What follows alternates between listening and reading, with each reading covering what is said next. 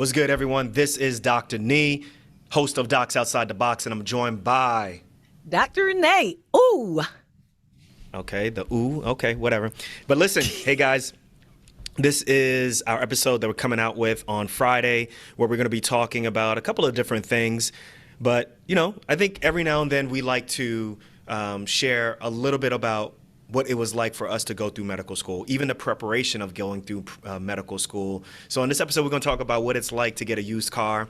We're also going to read a review from someone who submitted a 5-star review. We always like those. And then there's going to be a question here about acute care surgery, which is what I do. So how about we just jump right into it? You ready to do this? Let's rock and roll. You ready, pod? I'm ready for the party. Hey, listen, let's jump into the review first, all right, okay. From iTunes. This is a 5-star review, and this is refreshingly, honest and entertaining. 5 stars. This is from Francophone MD, and this was bravo to doctors Nii and Renee for their successful dynamic on this show. While I enjoyed listening to Dr. Nii solo, I feel this duo brings a unique energy and look forward to each new episode. As an early career physician myself, I appreciate their candid approach to personal finance and professional issues. Francophone MD, 5 stars. Thank you so much. We really appreciate that. Yes. This is dope, man. Dope review. Yeah. I mean, the only thing that I heard was that I'm the secret sauce. I knew you. I knew it. You see what you started, really, Francophone? Yeah. You see what you started, Francophone? Francophone, merci beaucoup. You didn't even know what Francophone meant, right? Is that like French phone?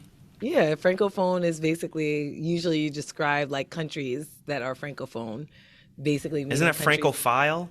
No, it's Francophone countries, like countries that speak French. All right, French is the main language. So like Canada, France, Senegal, like, yeah. Low key, I didn't realize how people who speak French like don't want to speak English. I didn't know that until we went to Toronto. Oh, not Toronto. When we went to Montreal for that wedding, and you remember we went to go get something to eat, and these like waitresses and waiter, they're not trying to speak English, and you had to like. You had to order for me because I was like, I don't know, like I'm not like that was crazy. But Francophone, we appreciate that review, and yeah, I'm not gonna lie, like that dynamic between me and you, it takes the show to another level. And listen, I don't care what y'all think. I'm still gonna put out solo episodes like what I did on Habits. I don't care what y'all think. I love doing solo episodes, but there's a certain dynamic that me and you have that even I can't deny. And y'all don't have to worry. We're gonna put many more episodes like this out there. But listen, since we're talking about solo episodes real quick, I want to just give everybody a quick update. That wasn't supposed to be on the show. I'm pulling an audible. So I'm about 6 weeks deep, even more than that. I think about 7 or 8 weeks deep with my habit building now. So several episodes ago, I talked about the biggest lesson that I learned in 2021 and what I want to do and use this method and take me into 2022, and that was building habits, building a system. Yeah. So for me, the biggest thing is I'm trying to wake up at 5 o'clock every morning and reclaim my mornings, and that may be either podcasting, that may be me meditating, it may be me even working out. Right now, it's me working out as well as just, doing what I need to do for myself. So far it's been good. You've been helping me not break the chain with my working out. I'm trying. And yeah, so I appreciate it. And I just want to let y'all know that y'all can do this. I've been reading this book, Atomic Habits. I've read it twice. So I did a little bit of a semi-review. A formal review is going to be coming out very soon. So stay tuned for that. Awesome. What's up with your what about your systems? Are you working on any systems? I know that it's a little bit harder for you because you're primarily with the kids at home and, there's no off time. I got to tell you, it's one thing managing one life. It's another thing managing 3 lives. Yeah, and sometimes 4 when I come home. Yes, and 4 when you come home. Well, definitely managing 3 lives and a podcast and my own business. So it's a lot. It's a lot. But so I mean, I think for you, the biggest thing for you that we discovered is you'd like to drink more water. So we wanted to work on you drinking more water. Yes. You don't like to drink water, so we worked on just making sure that you have a water bottle all the time. We also know you don't like just the flat taste of water, so you like to put lemonade in there. So you've made sure not lemonade. That's true. Lemon juice. Let me clarify. Lemon What? juice. But why don't you know the difference between lemon juice and lemonade? Like this, why? I don't know.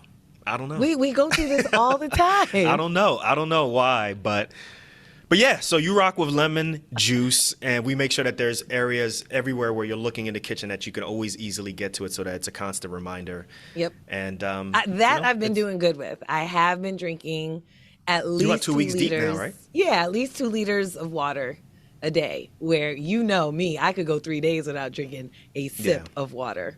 Yeah, I Which can't. I don't that. know how I can't can do that, but I'm a camel. Yeah, I can't do that. I am close to about 2.5 liters to 3 liters a day. Yeah. And I'm not gonna lie, it's tough when I'm on call or when I'm on shift, because if I have to go to the OR and I have to go to the bathroom, I'm not gonna be able to get out. So I oftentimes limit how much water I take in when I'm working. So, but why don't we jump into our next question, because this is a good segue into the question that we got. So a pre-med reached out to me on Instagram, and he says, "Hello, Dr. Darko." He says, "Pre-med here, and I have a couple of questions regarding acute care surgery. For those who don't know, acute care surgery is general surgery that occurs in a hospital, and during that shift, it happens during a shift, 7A to 7P, for 12 hours or however long, you are basically taking care of all of the surgical emergencies that occur. If someone needs their appendix taken out, you're there for that. If someone gets shot in the abdomen, stabbed, whatever it may take, you're there for that for a finite period of time, and then when you're done, a la casa, you out the hospital, it's someone else's problem, right? So, so basically, right, it's shift work, right, or shift surgery, right? So the question about acute care surgery is 3 questions that he has. How often are you actually operating when you are on shift? So I am operating on average about 2 to 3 times a shift.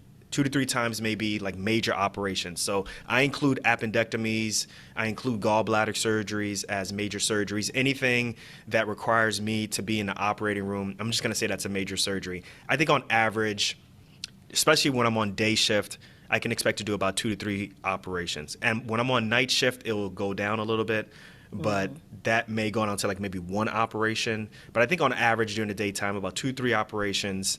During the nighttime, 1 operation. And we're talking about anything from taking out an appendix to doing a small bowel obstruction to taking out someone's gallbladder, those type of major operations. Now, the next question he asks is, what other types of procedures do you do besides surgery? So yes, besides those major surgeries, I also do other procedures. I'm also a critical care physician, critical care surgeon. So I take care of patients who are in the intensive care unit, people who are on the ventilator, and oftentimes they may be, or if they're on a ventilator, they can't eat or drink, or they're so sick that they can't take those things in. So we have to give them IV fluids, or we have to get labs from them.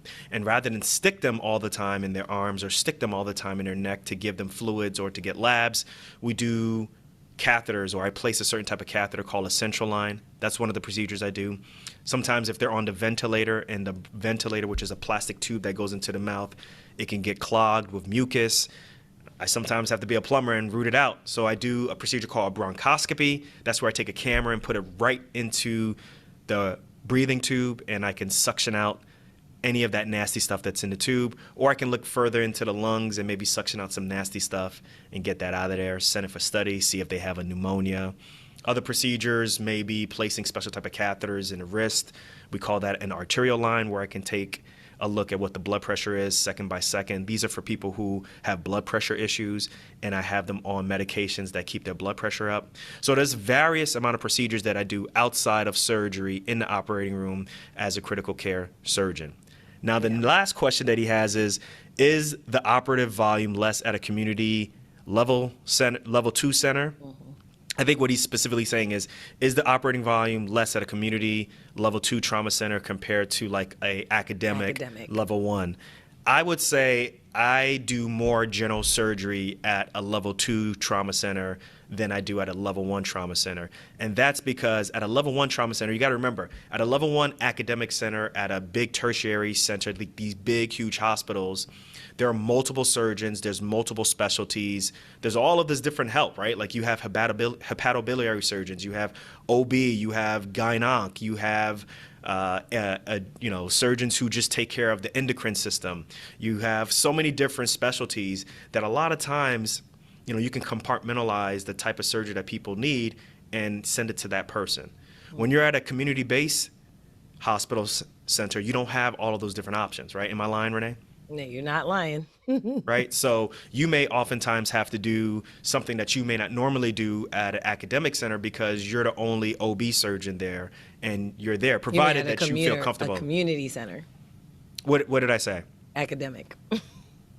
Yeah, I'm saying you would do more at a community center than you would do at an academic center because Gotcha. there's less people there. Gotcha. Right?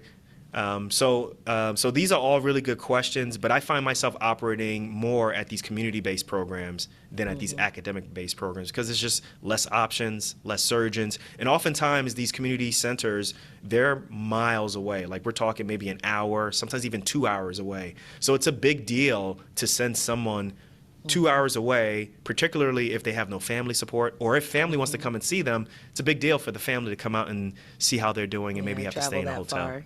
Yeah. Yeah. You have anything you want to throw in on this?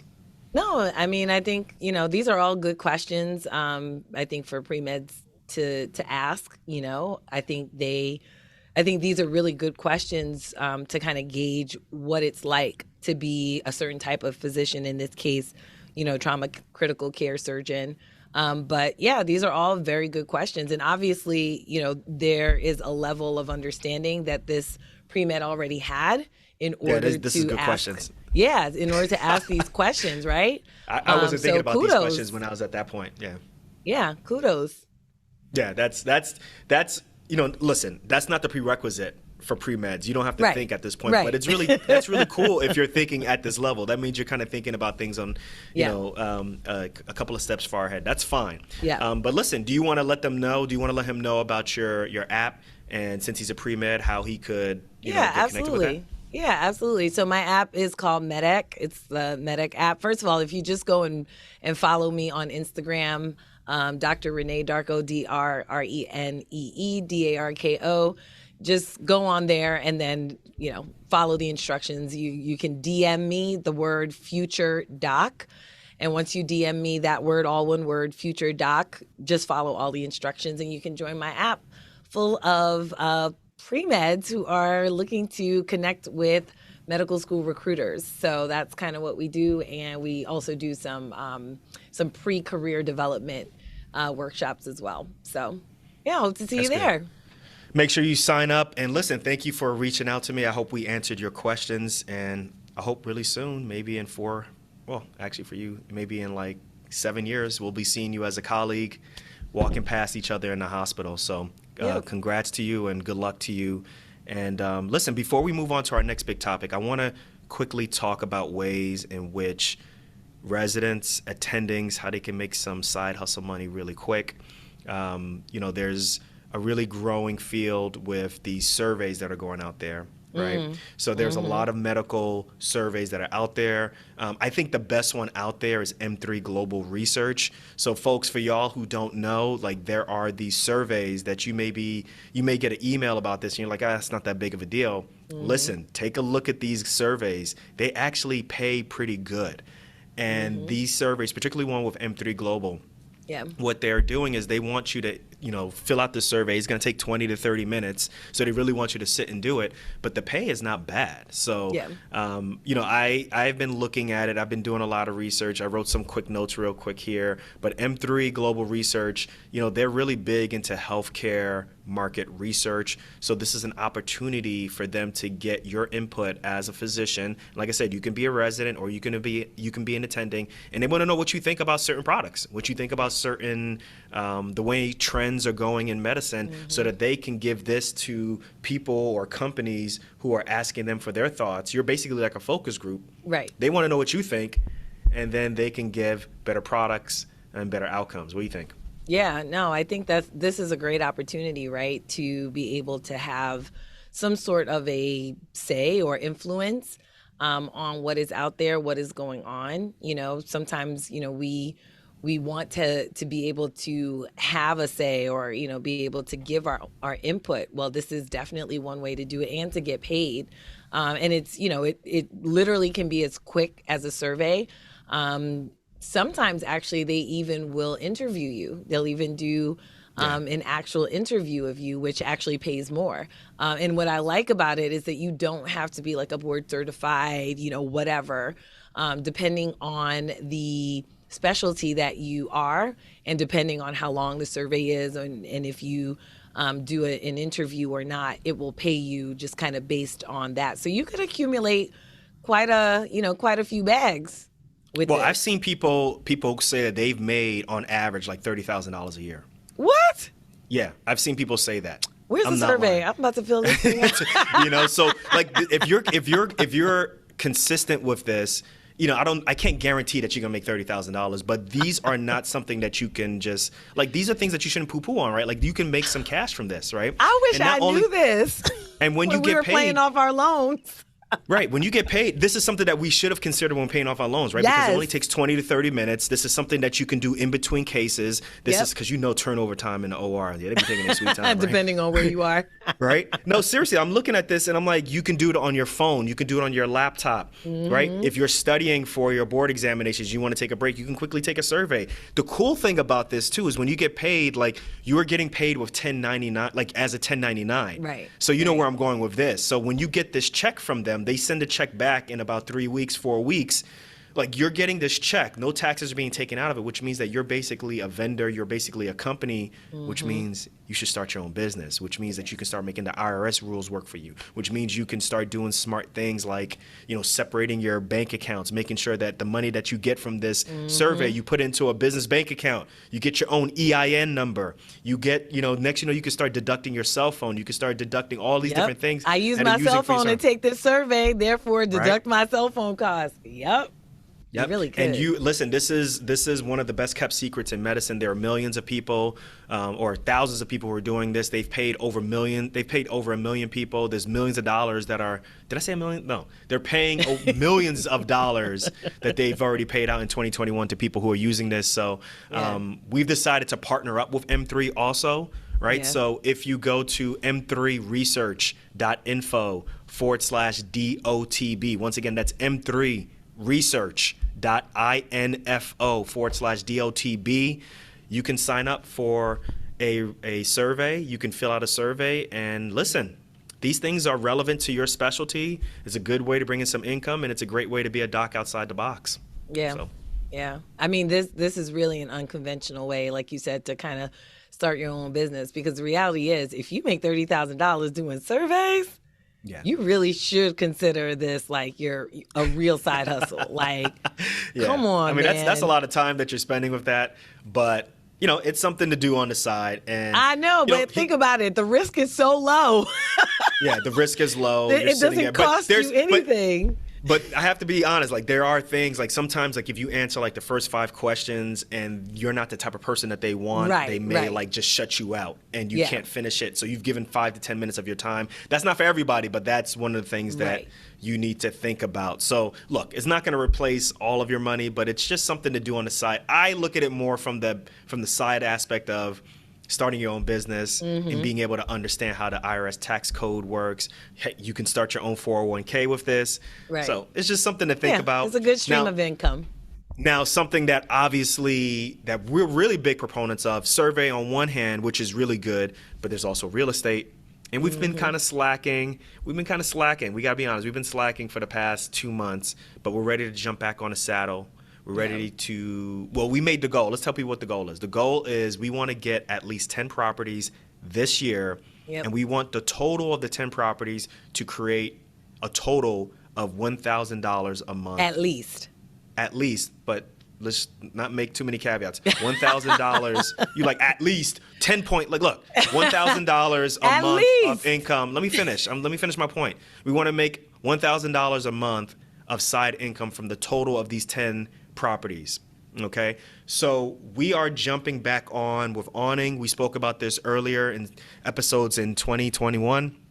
So Awning is this online platform that makes it super easy for you to purchase properties, learn about properties remotely, particularly in areas where the cost of living is lower, right? So for us, we live in New York and New Jersey. We're looking right now in the Houston area, and there's this online platform that we can look and see all of these different properties out there. And once you purchase, not only are you able to actually purchase through this app, but they also help you in finding property managers. They help you with a whole bunch of different things that I think is super dope because you're gonna need to doing rent the it numbers. afterwards. Oh, yeah, doing the numbers. It's, I really do like the platform because of that, because it kind of is almost like one-stop shopping, if you will. You kind of get everything that you need instead of having to go to an outside calculator and figure out, okay, plug in these numbers. The numbers are already plugged in for you. And we've done that in the past. We've looked for properties, plugged in numbers and everything. But, considering, I mean, we're busy, right? Like, so if you have to do that for every single property, it becomes a little time consuming. And so this is a really efficient way, especially if you're a busy professional, to be able to look for properties and kind of analyze them very quickly. The other thing I like about Awning is that they will meet with you while you're looking for properties. So you will have a real estate agent literally meet with you either by phone or, on conference, video conference, to be able to answer all of your questions. So, well, and then I think the other thing too to think about for y'all listening is I think for me and Renee, we finally are deciding that we want to stop like thinking and planning, and we want to start doing, right? Like, like we've done for us what we believe to be the hardest thing that you can do, which is become a doctor. And I think sometimes we just have to, like, we have the information that we have and we're going to make a decision. And I think sometimes, at least for me, I get caught up on the entire planning before taking an action. And you think that planning is the work. It's not the work. The work actually is when you take the action and then what are going to be your steps accordingly, right? You buy the house, or you think you have the right information, then you buy the house, and then that's when the learning begins, right? So for me, I'm like, look, let's do it. Let's try to get 10 properties and take action. Let's stop trying to, at least for me, I create like these stupid hurdles, like, oh, we got to find the right realtor, we got to find this, we got to find this, and then it's like, look, we found this property on Awning. I think it's a great, it makes sense. The mathematics makes sense, right? We've run it through multiple iterations. Their math makes sense. Let's go for it. Let's do it. You know what I'm saying? So for me, I'm excited about it. So we're gonna keep you guys updated about it. So you're gonna decrease your risk aversion. Is that? Oh yeah, is that absolutely, yo. Yeah, I'm definitely yo. We shall see. Listen, new year, new Nii, yo. I'm telling you, new year, new Nii. And New it's about year, taking new action. me. Because we look, let's be honest, we got to trust ourselves, right? We got to trust ourselves and make a decision and go from there. So like that brings me to the next one, right? Like the next topic that we want to talk about is used cars, right? So we talking about used cars back in 2002, maybe even 2001. We're not talking about the used car market. We're not talking about the used cars market now, because right now the used car market is crazy. Like a used 3-year-old car is going for just as much as a new car, which is, that's another topic, right? But let's take it back to 2002, right? You had, when you brought to medical school, you had a... No. Let's go all the way back to when we talked on the phone before we ever met in person. Remember? So this wasn't part of our first conversation, but guys, no, it wasn't our first conversation. It wasn't. We talked on the phone. We talked on the phone, and we were just like, so we had a mentor who helped recruit us to go to Kansas City University, right? And Renee was in Brooklyn at the time, or in Westbury, Long Island, and I was finishing up my graduate years at Lehigh. And we started talking on the phone, just kind of talking about like what it'll be like, what kind of plans we're going to make as we get to Kansas City. So it almost felt like by the time we arrived in Kansas City, we knew each other, we were friends, and then we can kind of just hit it off, which is a really smart idea. Right? Very smart idea. Yeah. So I think after several conversations, the next step was, well, how are you going to get to Kansas City? Right. Right. And, like, are you going to fly or are you going to drive? You're going to need a car. Right. So, the conversation came to what kind of transportation are we going to need driving around? And you want to take it from there? You want to talk about real quick what you decided to do? So, I mean, I was just looking for a used car, something that would take me from point A to point B. I didn't want anything, fancy. I just wanted something really practical. And so for me, it was just important to just have something that I knew was reliable enough, but not so fancy that, I was going to be having to pay like a car payment on it. Like I did not want a car payment, because I had been, I was going to be living on loans. And so I was just like, I don't want to deal with a car payment right Yeah, now. I remember you were very specific about I that. was You were very very specific. intentional. I can't front. Yes. You was really intentional about that. Yeah. Okay. Yeah. But you, on the other hand, Well, I mean, so for me, like my mindset then was, I'm going to be driving across the country. I want to make sure that I have a reliable car. So I definitely didn't want a new car. But I also knew the type of car that I wanted also. So there's a combination of the car that I wanted and knowing that I wanted a reliable car. So when you put those together, I wanted a Jetta, right? And me growing up in New Jersey and also a little bit in New York, like Jettas were like on every music video. Jettas were, the car, especially like when you had the older body frame. Like I'm talking about like the late 80s, mid 90s frame of the Volkswagen Jetta. You put some rims on it. Like by the time it was, by the time 2001 come 2002, like the body frame had changed. But in my mind, I was like, well, look, let me get a car that's going to be reliable. As I said in previous episodes, like I really wanted to make sure that I didn't have to ask my parents for anything, right? So I really wanted something that was reliable and something that I didn't have to ask my parents for. The other thing too, which was crazy, is I wasn't working at all and you were working, right? yes. So if you think about it, it should have been flipped, right? Like I should have gotten myself a really cheap car, right? But I had no money. So what I decided to do is I found a car that I wanted, I negotiated a good price, and then my parents helped me get a loan with the bank. So they actually got the loan through the bank. Shout out to First Union. It doesn't exist anymore. First Union got bought out by, I think, Wells Fargo. R.I.P. to First Union. Yeah, rest in peace to them. But I remember going to the bank with them and saying, hey, I need to get this car. And I bought the car for $12,000. So they got the loan. They got an amazing deal on it. And the plan was anytime I got my refund money, I would just divide the refund money or how much the car payment was. The car payment was like $200 a month. So I would take that money divided by or multiply it times 12 or no, multiply it times 6. And then I would mail them the payments. And then when the refund check came again for the second semester, same thing. And then I would send it to them. And I never had a problem with it, right? The car that I had was fine. It never really broke down on me. Yeah. And there was a sense of, what's the word? There was a sense of accomplishment. I felt a little bit pride being able to mail my dad a check and saying, hey, here's my contribution to this, or the entire contribution to help pay down the debt. And I knew that that was something that was on their books. So I didn't want to play around with that at all. Right. But when I look back, I mean, that car kept going up until, I bought it used. It was a 3-year-old car. It was $19.99. I got it in 2002. I think my dad finally retired it. Yeah, we were engaged. I think We were 2014. engaged. No, I think 2014, 2015.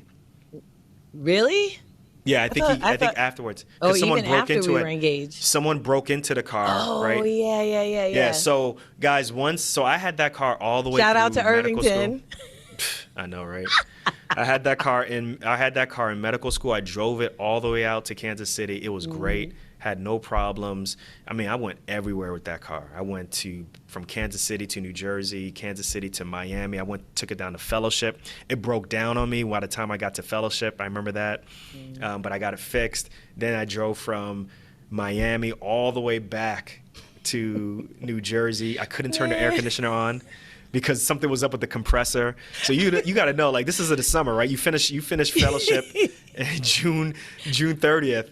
And I'm driving back home from Miami all the way back to Jersey. I had the windows on or down, and I couldn't turn the air conditioner on. And then eventually I started working locums. And then when you work locums, they rent a car for you. So I just gave it to my dad. I was like, here, you can use it, Dad, if you want to. So he would use it, put it in front of the house, and he would drive it. And then after 2 years, someone tried to break in, and they put a damn screwdriver in the ignition. And then, like, my dad found something. Well, they probably left it there because they realized it had the shocks of a tricycle. That thing was horrible. Yeah, but you got to remember, like, this is the thing that you don't remember though is that I would move everywhere with this, right? Yeah. And I would put there would be like so much stuff in there when I would move from rotation to rotation to rotation, suitcases and books, and I mean I'm sure there was a couple times where the back of the car was just dragging down because there was so much stuff in there, and it just used the shocks like crazy. Like I'm telling you, like Kansas City to, where? To New Jersey, Kansas City, to Florida. We drove back, remember? Florida to Arkansas. Yeah. Remember we went to go see Dejara. Like, we went everywhere with this car. that Michigan. car. Michigan. Everywhere. Yeah. With tons of stuff in the back. Yeah. Chicago. Remember we did our rotations. I did my rotations at St. Louis, Cook County. So by the time you drove it in 2011, 2010, you had to go to some type of meeting. Like, no, it was even later than that. It was even later than that. We were engaged at that time. So it was like 2012. That's 2012. Yeah, the shocks were 2012, 2013. And I was like, this thing got the shocks of a tricycle. What the? I felt every bump. Every bump. I thought, literally, I thought I was going to swallow a pothole with this car. Yeah, so it's amazing how you get used to it, and then when you're driving it, and you get used to it when you're driving, and then when you get another car, you're like, oh, wait, the brake's supposed to work? Wait, I'm supposed to stop at the stop sign? Because I got to give it time before I stop with my car. Right? Like, the lights work? Wait, what? Yeah. This is crazy. I don't have to jimmy the lock to get this? You remember that time when, remember that time in residency when something happened where I hit the mirror on the passenger side, and I just didn't have time, and I didn't have the money to get it fixed, and it would just flap for like 2-3 months. Driving 60 miles per hour, this passenger side mirror was just flapping. I remember people looking at me like, "Do you want to get this fixed?" I was like, "You got time? You want to take it when I'm operating? I got to be at hospital at 5 a.m, right?"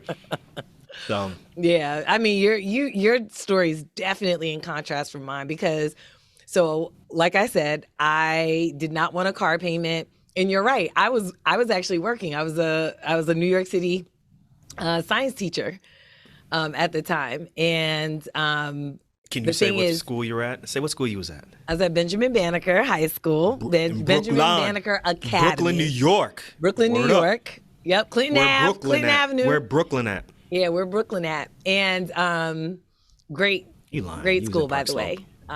Great school, great kids. But so in the summer, when you're not working, you still get a paycheck, right? Because they divide up, they don't like give you all of your money during the school year. So they divide up the money over 12, over the entire year. And then you get out for the summer and then you're still actually getting paid, even though you're technically not working.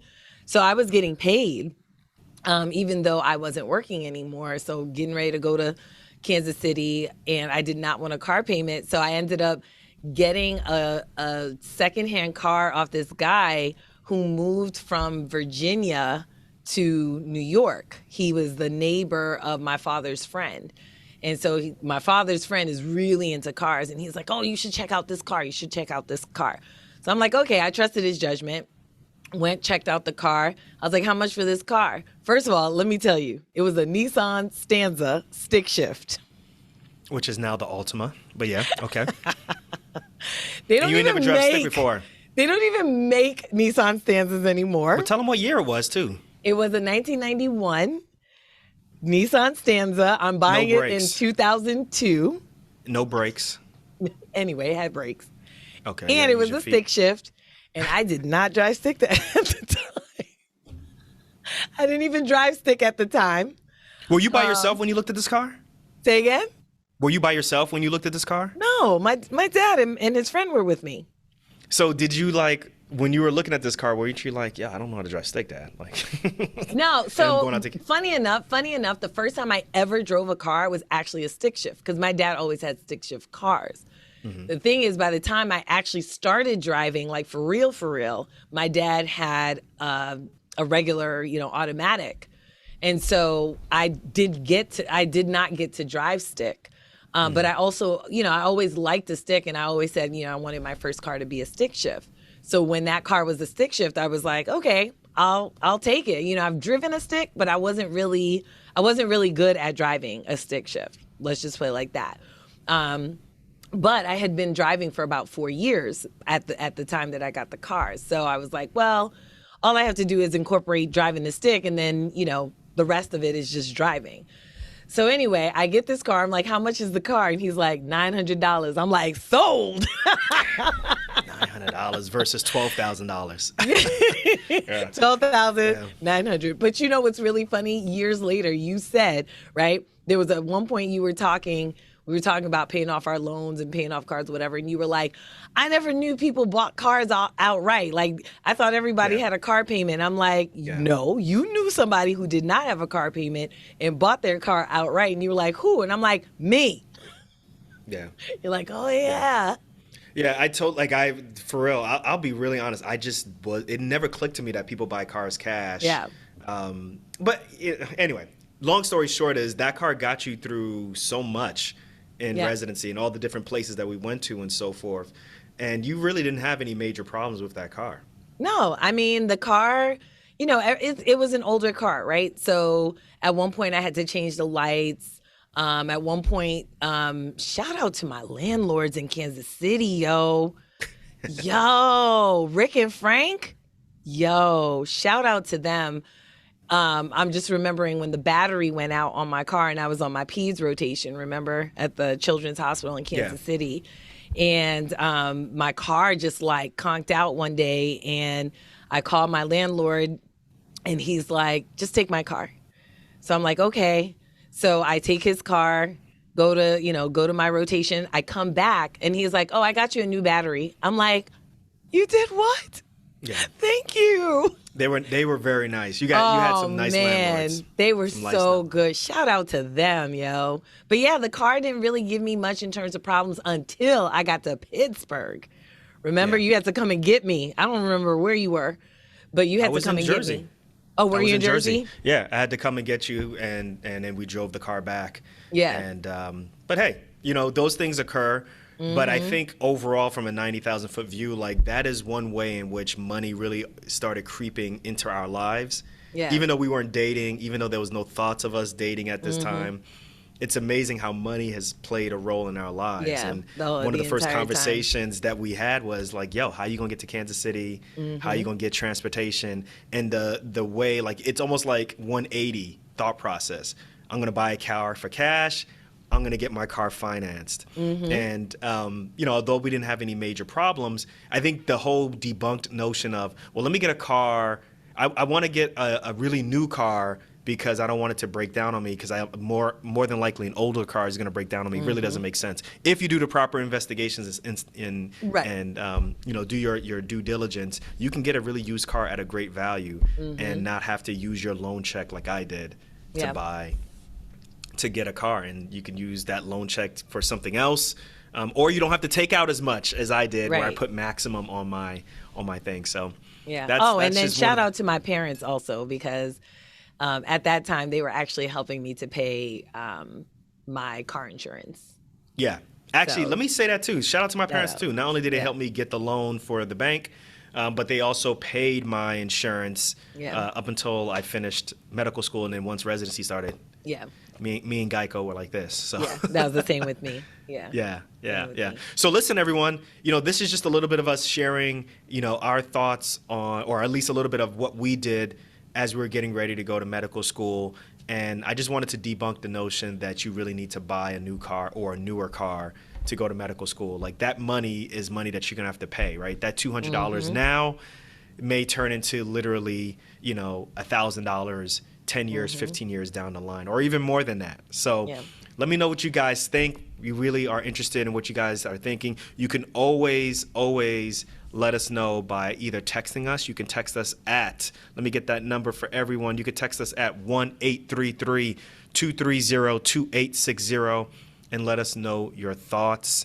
Now, before we get out of here, we got to sign out. I don't have anything to sign out, but you want to sign something out, Renee. Go ahead. Yes, I want to sign out very quickly. Shout out to the Dante family, yo. Who is that?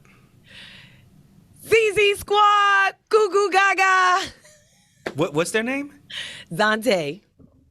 That's their last name? Yeah, that's their last name. The Dante family. And all the boys. This is your sign out. You take it. All the boys' names start with a Z. So, Dante family. I forget the dad's name, but so we'll call him ZZ Dad because that's his persona on. We shouting out YouTube channels here. Okay, yes. All right, go ahead.